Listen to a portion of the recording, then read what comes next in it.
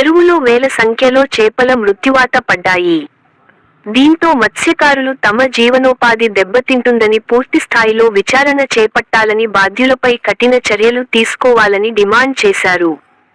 నిజామాబాద్ జిల్లా ఆర్మూర్ మున్సిపల్ పరిధిలోని పెర్కిట్ చెరువులో వేల సంఖ్యలో చేపల మృత్యువాత పడ్డాయి. ఒక్కసారిగా వేల సంఖ్యలో చేపలు మృత్యువాత పడటంతో మత్స్యకారులు ఆవేదన వ్యక్తం చేస్తున్నారు. చెరువులోకి రసాయనాలతో కలిసిన మురికి నీరు కలవడం వల్లే చేపలు మృతి చెందాయని మత్స్యకారుల ఆరోపిస్తున్నారు.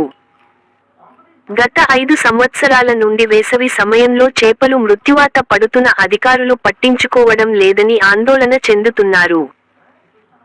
మత్స్యశాఖ అధికారులు శాంపిల్స్ సేకరించి తూతు మంత్రంగా చర్యలు తీసుకుంటున్నారే తప్ప చెరువులోకి వ్యర్థాలు రాకుండా ఎలాంటి చర్యలు చేపట్టడం లేదని గ్రామస్తులు ఆవేదన చెందుతున్నారు. చేపల మృతికి కారణాలను తెలిపి బాధ్యుల పైన చర్యలు తీసుకోవాలని మత్స్యకారులు డిమాండ్ చేస్తున్నారు.